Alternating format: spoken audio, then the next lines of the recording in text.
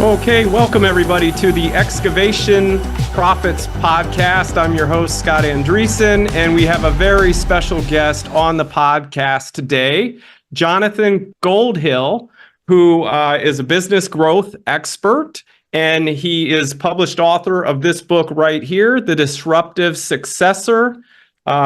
Amazing book, a lot of great information in here. Jonathan, how are you today? Scott, I'm really well. Thanks for having me on your show today.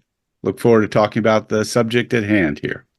Absolutely. So the subject is 7 keys to successfully transfer your excavation business to your kids, right? Yep, exactly. And why would you want to do that, Scott? Why would you want to transfer your business to your kids?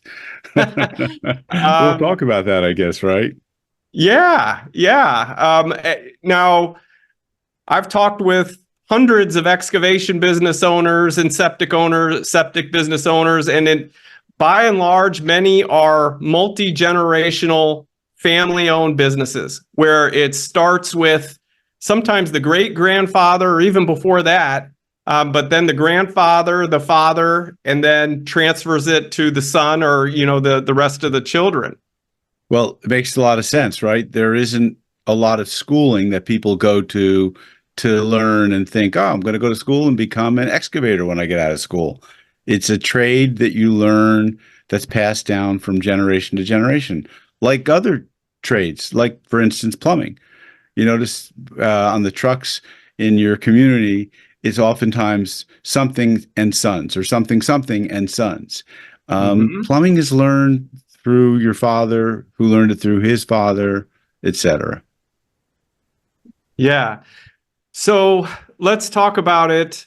The grandfather, the father owns the business, and it's a thriving business, and they want to keep this legacy going for generations to come.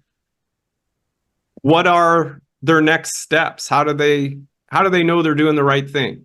Yeah, well, first, they're doing the right thing if they're making a profit and they're putting food on the table and they're taking, they got a roof over their head, and maybe if they're successful, they got a second roof and a second home and a family that they're really involving in the business. But like, once you've got the keys to running a successful excavation business, then you have to look at what is the succession plan here. What is the intention? Are you going to try and sell this? It's probably an easier business to transfer to your children if they're interested, if they show some aptitude. And then the first step is to start the succession planning process well in advance, and like several years before you intend to retire or step back from the business. And this can allow ample time to address any issues and make necessary adjustments. Interesting. Okay, so planning several years in advance. That makes sense. Yeah. An already successful business, I think, is a takeaway that you wouldn't want to transfer a failing business to the kids. And so, okay, they start several years in advance. The business is profitable. It's doing well. Right. What are some of these, like, what's the next step? So let's talk about how you involve, or how an owner involves their child or children in the business, right? It's done gradually. It starts by putting them in operations. They want to gain, you want them to gain some hands-on experience in the various aspects of the business. You'll want them out in the field so they understand what field work looks like. You'll want them in the office so they'll understand the operations of sales, collecting. You'll have to teach them some financial skills. If you don't have them, you'll have to get them or have them get them. Or maybe they went to school, and maybe you send them to a class to learn things like accounting and finances. And they can also go to school, or when I say school, this could be courses. Dale Carnegie, for instance, teaches great courses on leadership and management. They're not expensive. They've been Mm-hmm. around for decades. This helps them to understand the business deeply from the inside and then develop the necessary skills that may be lacking in the business if the business has yet to become what I call professionalized. And professionalizing a business means having it run more like a corporation or a company. So it's got some structure, it's got job descriptions, people know what they're responsible for. Maybe there are key measures that are being tracked on a regular basis. And there might even, at the point of some sophistication, have some regular meetings to talk about how to make the business better, how to improve it, how to grow it. So Okay. yeah, I mean, so those are some basic steps. And I'll just layer in that you want to provide some formal training and education. So you want to encourage your children to pursue any relevant education and training beyond what I've just described. So that would mean maybe formal education in business management, maybe specific training related to the excavating industry, maybe mentoring or sending them to industry workshops, industry seminars. Got it. And so when you talk about structure, can you go a little deeper on how well structured the business should be, what type of structure and systems they should have in place to transfer to their kids? Sure. So let me address it in two parts. One is the structure of running a business that can work in your absence. And to do that, you need some kind of a playbook, whether it's a business operating system, a popular one is the entrepreneurial operating system. And this is a playbook for having meetings, tracking measures, identifying priorities, identifying to-do list items, and making sure that you're moving on all fronts. This is also a place to document what is your core values, your vision for the 3, 5, 10-year vision for the business, your why, which is an all-together popular topic these days, which is what is your why, and getting people involved in your why. So from an internal standpoint, that's where I spend most of my time with my clients, is implementing some kind of a business operating system so that they can execute on their goals. But I think your question also involves, like, well, what does the transfer process look like?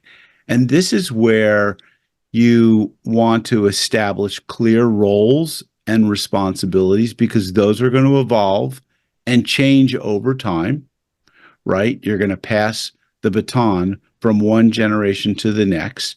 There should be some kind of a timeline so that this is what I expect you to be able to do by when, and then by this next date, and then by the following date. And then you might have in there some contingency plans for unforeseen circumstances. Things happen, right? Death, disability, divorces, all these things need to be thought through. Because the other day I was on a phone call with someone who was talking about a client who had a pretty good business, and he had inherited it from his father when his father passed. And suddenly when his father passed, he didn't know that his father died what is called intestate, meaning there was no will or trust in place. And suddenly he found that he was in business with his father's, it's either then wife or girlfriend. And through a series of bad decision making, from what I understand, she bankrupted the company. So that's not a good contingency plan. That is a poor or lack of a contingency plan. So here's where you really want to consult with legal and financial advisors to ensure that you have some kind of a plan, that it's sound, it's legally compliant, It protects your children. And, here's where also you're going to have to make some difficult decisions, Scott. Are you going to just transfer the business and let them inherit it? Well, if it's a smaller excavation business and you don't have a lot of other assets, then you'll fall under the lifetime gift tax exemption.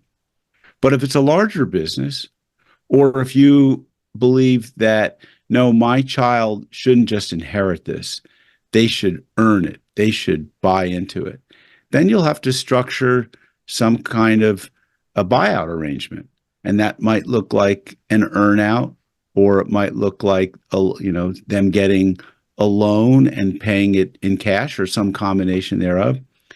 And you'll need to do a formal asset or basically business appraisal so that a fair market value price can be set on it and the transfer can be, again, legally and financially sound and compliant and clean. So, long answer to your question, because there's both an internal process, and there's what I'm referring to as an external process. Yeah. What are some pitfalls to avoid in transferring to your kids? Yeah. So some of the challenges that I've observed is, well, not all kids are alike, right? In your family. And so the question is who's going to be the leader? Who's going to be the CEO of this company? And so one of the pitfalls is, I think, making people co-CEOs or not clarifying who has the absolute ultimate decision-making authority. So sometimes it works well. Sometimes your kids, they get along really well. They complement their skills, and they don't make decisions that ever steps on the other siblings' decision making. And so you have to know your children really well and know what's going to work best with these kids. But oftentimes I find that there's one leader that emerges.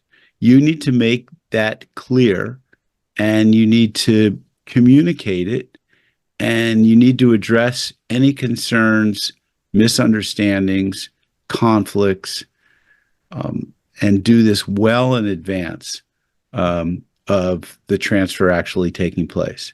Because I've seen it. You've probably seen it. Matter of fact, there was a guest on my podcast that was I would say a victim. He went through it personally. He has a large $100 million a year general construction business. And he is oftentimes in competition, because he competes mostly on municipal and public works projects. He is in competition very often with his brothers, his cousins, other family members.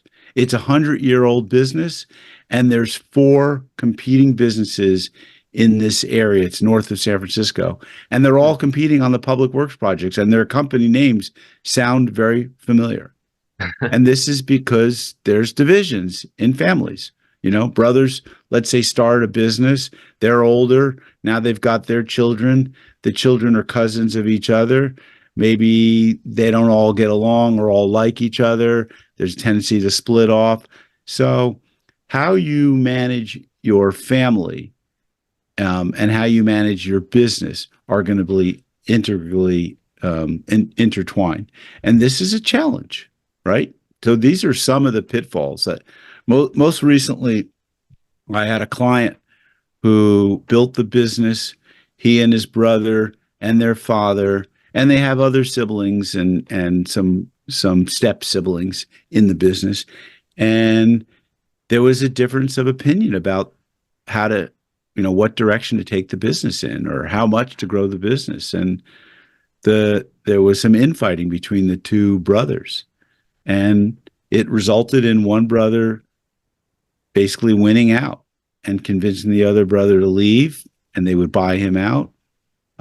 And I think oftentimes how the parent manages the relationship amongst their children is the dynamic that defines how the business is going to be transferred. Yeah. Thinking about this, you mentioned leadership, and there's a lot of excavation and septic business owners in this situation where they're looking to transfer to their kids. And I can see how the quarrels would come about if there's, multiple siblings of, I'm in charge, no, I'm in charge. It almost seems like it would make sense for them to get a mediator, a person in the middle like you, to help them kind of diffuse the situation in that way. And so if it comes up a question on leadership of who's going to run the company, do you see that sometimes the business owners are going to you and maybe you're using personality tests or something to help facilitate that, if this person, looks to be, based on tests, the right choice? Or how does that work? Yeah, I think there is a case to be made for using assessments. And, we don't like to call them tests, or because personalities aren't fixed, right? Right. You could be a genius marketer and decide that now you're going to pursue operations in the business. And, the assessment's not going to tell me one way or the other. I think that an experienced business person that's highly emotionally intelligent, has business intelligence. I like to think of myself as having both, but that we can have a series of conversations that get pretty in depth, that allow us to not only assess their current capability, but their potential, and identify areas that they might need to improve, i.e. sales, i.e. market, selling, marketing, operations, financial knowledge, communication, emotional intelligence, or whatever is needed. But I think that the experience of an outside individual who's objective, who can really look at these individuals and assess their capacity for leadership. And I think that there are maybe some leadership assessments, or better, maybe leadership questions, that a coach like myself can bring to the table to flush out, maybe is the right word, whether or not this person has the leadership skills and potential and the aptitude to learn. Mm-hmm. But, and a lot of this is also going to come from their hunger. Like, how much do they desire to learn the business, manage the business, grow the business? And there are some assessments of, hunger, how good of a team player they are, other areas for skills. So I think it's a combination of things. And I think that oftentimes it may be intuitively clear to the person inside the business, both the individual in question and the business owner who's transitioning. But they haven't just made it conscious, and that by having a third party talk to this individual, or individuals, right? Because there could be a group of children, or they could be cousins, like I said in the earlier example, and you now are assessing each person individually. And I think this is something that should take place over time. It isn't like I'm going to sit down and interview 6 siblings or 6 relatives and come back at the end of a month and say, I interviewed all these 6 people and here's my answer. Because people do evolve. I might talk to a 23-year-old who, by the time they're 25, could be an incredible leader, but today they're just a rookie. So you do need to look at things over time as well. Okay. Got it. So the business, the owner wants to transfer it to the kids. A leader is established somehow, some way. What kind of are the steps? If we could break it down of like, want to transfer, need to establish a leader, need to establish vision, goals. What would that look like? Oh, well, I think that, so I'm going to emphasize that this needs to be gradual. And one of the things to do is to slowly transfer responsibilities to your children over time. And so what I've done with clients before in the past is let's start by mapping out what the organization could look like on paper. In the absence of any names, let's talk about what are the positions that this company currently needs. Is there someone in the financial seat? Is there someone who's managing sales? Is there someone who's managing operations? Is there someone who is in the customer support? Is there someone who is good in production and scheduling and estimating and field work? So let's map out on paper, like with an organization chart, and then let's get some clarity around what are the handful of key things that each one of those positions is responsible for. And then let's flesh that out and let's turn that into a job description. Now, let's look at the children and let's have them apply for the position that looks like the best fit. And let's ask the coworkers or the other children, is Johnny a good fit for this particular field position or for this financial position? And you don't have to fill the seats. We're not talking about putting the best person. We're talking about, are they the right fit? If they're not competent in financials, but they're the best one in the group, that doesn't mean they belong in that seat. It means that seat maybe goes unfilled and we need to find an outside expert to fill that seat. So then let's let these people work in these different positions, and then let's evaluate them over time. Let's do a 30-day check-in. Let's do a 90-day review. Maybe that was the wrong seat. Let's assume they're the right person. And by right person, I mean that they share the cultural values of the company. They are a good fit in terms of their being on the team, but they're just in the wrong seat. Is there another seat that we can put them in and do that same thing? Try them for 30 days, give them a review, 90 days, go through, a full performance review.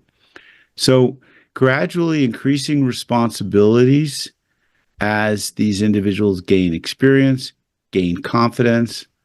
This allows them to adjust to their new roles and ensures a smoother transition. And I think all this takes time, and it becomes clearer over time, especially if there's an outside professional like a business consultant or coach or, someone like myself who's validating, yeah, they're doing a good job. Because not only will we have responsibilities, key responsibilities, but we'll also tie a handful of performance metrics or measures.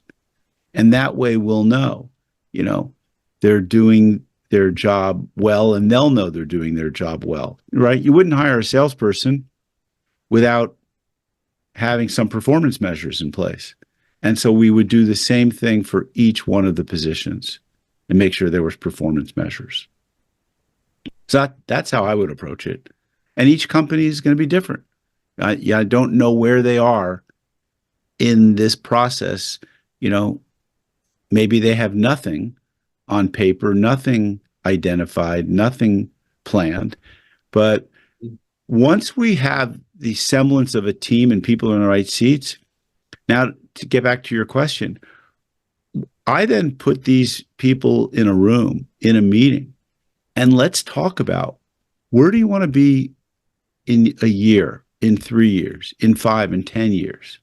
What do you need to do in the next 90 days to get to the 1 year, 3 year goals? What do you need to learn? What do you need to measure?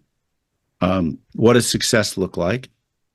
And so we see who's driving the front of the bus or the train or whatever the analogy is, who's leading with vision, who's excited, who's got that hunger, who's got the passion to take the business to the next level. Because the more family members you add to the business, the more the business has to grow to support each one of those family members, right?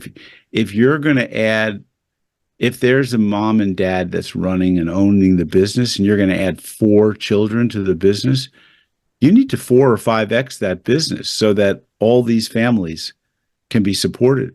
And that can be done over time, because I'm assuming that these 4 children don't have spouses and children of their own, which is when the burden of a lot of expenses come in, in our lives.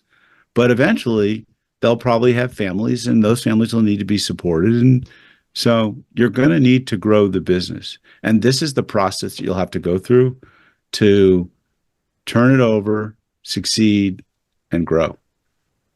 Wow.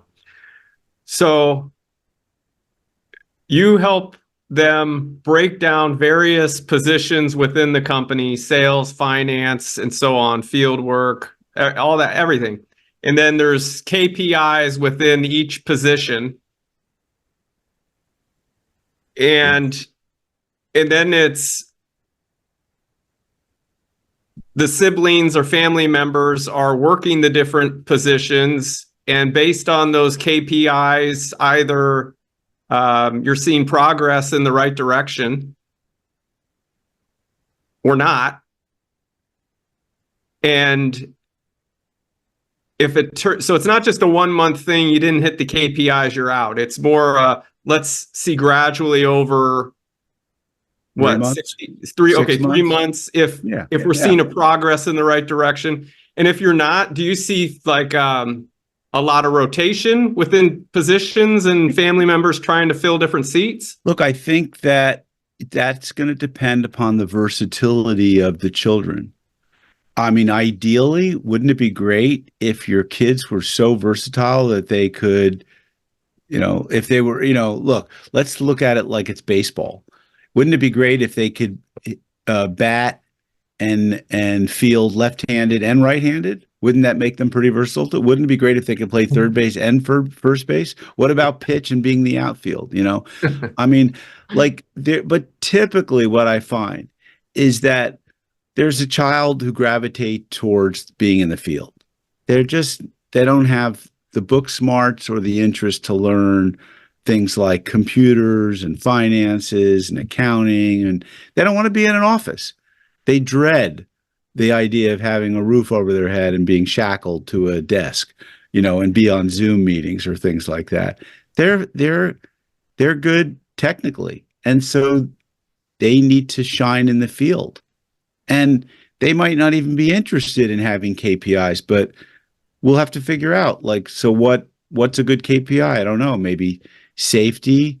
Looking at safety first, right? Excavation is a business that could be prone to people getting injured, right? And so the ability of them to implement a safety program and have it be worked and have no safety incidents, that might be the KPI. And that's not a 1 month measurement. That's a longer term measurement. And then, you might have someone who's seems to be what we all like to call a natural born leader. They tend to be one who's organizing people and exciting them and motivating them. And so that person might emerge to be more of the CEO type position. So you have to know your children, but wouldn't it be great if they could move seamlessly inside, outside, marketing and sales, operations and fulfillment. That'd be great, right? Because then you could go away and you know, I don't need to worry if someone needs to jump on the excavator. Joe, he's good at that. He'll take care of it. Who would be a good fit for transferring their business to their kids or family members? So I would say that anyone who's reached an age, and age is relative, right?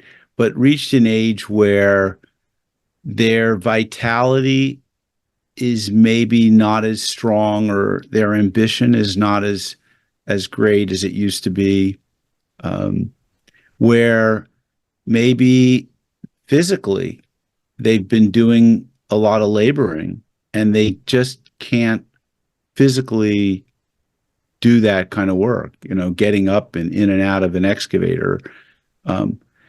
Someone who is having difficulty finding people to come work for their company because the labor market is short, or because you're having issues with trusting other people, but you do trust your children. Someone who wants to amplify the growth of the business and sees that by bringing a child more into the fold, giving them maybe some ownership stake, holding them to a higher, standard, more accountable, giving them more income. This is basically placing a bet on the future. It's like, God, I've never thought about this before, but Scott, like, your children are like assets and investments that you can make. If you buy more of that particular stock, maybe it'll go up in value, especially if you take care of, if you treat it right. And so your business is an asset and something that you invest in. And if you want your asset to grow, you've got to bring more people into it. You've got to put more systems and processes in place. And you might find that your children are better off at hiring, at putting processes into place so that family members and others can go away on vacation and know that everything's still running well. So I think it's almost more of a mindset, even though I started with the idea that it's also where you're at with your age.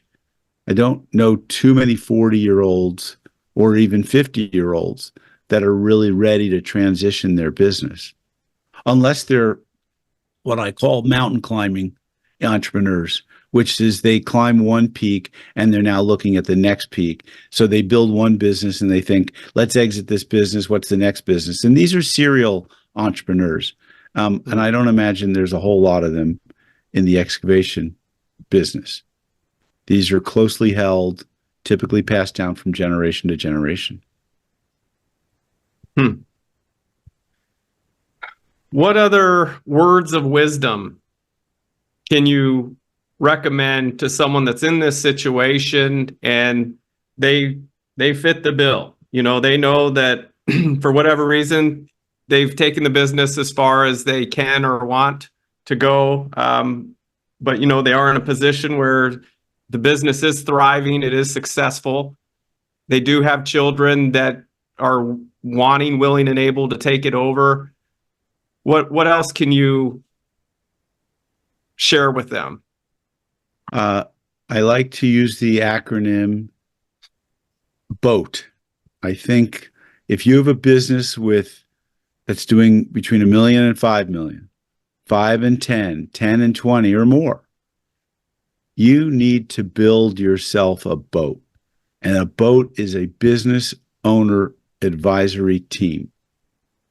And on that business owner advisory team, you have your CPA, or who's very good with giving you financial advice, and they are doing everything they can to minimize your taxes, so that you can create wealth. Then you have your, let's say you've got a successful enough business, you have your financial advisor, wealth manager, and that person is investing your money wisely in other asset classes so that you can compound your wealth. You also would have a business coach, and a business coach is creating value in the business. They're teaching you how to build a stronger, stickier culture in your business. They're showing you ways to improve your profitability, drive more leads into your business, improve your gross profit margin. They're teaching you how to execute and how to drive a strong vision for the business, how to manage the cash, how to create value. And they're looking at the exit value. In other words, they're looking at the enterprise value of the business today. And when you exit or, transfer the business, what's the enterprise value that they can drive you towards? So you've got your wealth manager, you've got your CPA, you've got your business coach, and the last person is probably a lawyer. A lawyer who's a good business lawyer who can help you stay out of trouble if it comes to, workers' comp claims that are bogus or wrongful terminations that, people can be like, individuals can be litigious. And so protecting you, making sure that you've got buy-sell agreements in place with your children, maybe key man insurance or key person insurance. So the lawyer is there to protect the value of your business so that it doesn't get destroyed by outside forces or people. So that's your boat, and you ought to have one. And, a lot of times I come into clients, smaller companies, the $1 to $5 million companies, and they don't really have any of those people in place. The $5 to $10 million have a few of these key people, and the 10 to 20 or larger in terms of millions usually have the financial, maybe the estate planner, the wealth manager, but not always the business consultant or coach, because some of the others are needed for compliance, right? You need to have an accountant for compliance. You have to file your taxes.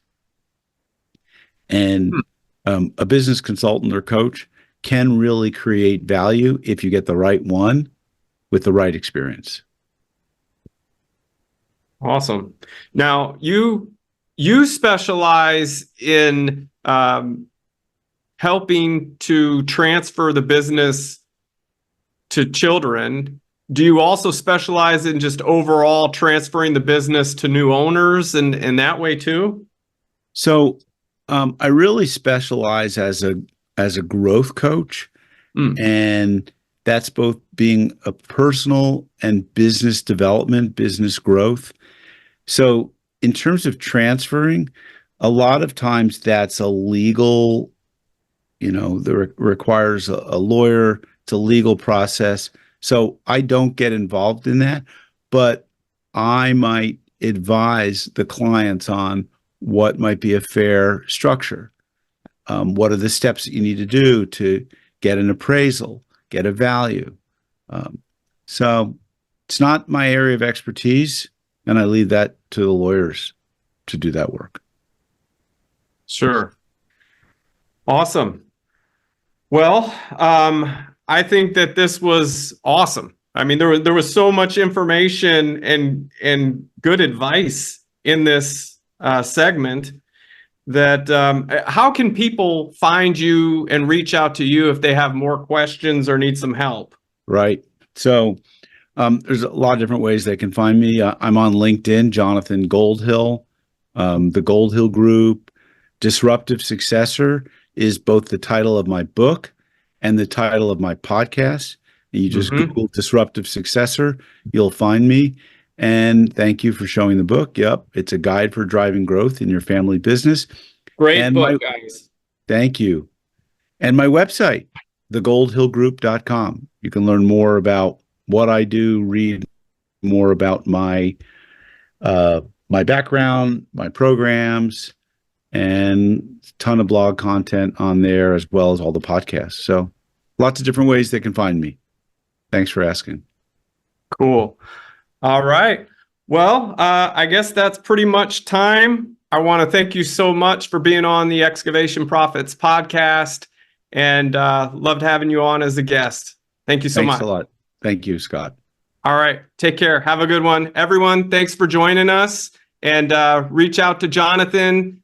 He is your business expert, your business growth expert. Contact him with any questions or concerns. And I guess that's it. We'll make it a wrap. All right. Thank you so much. All right. Bye. Thank you.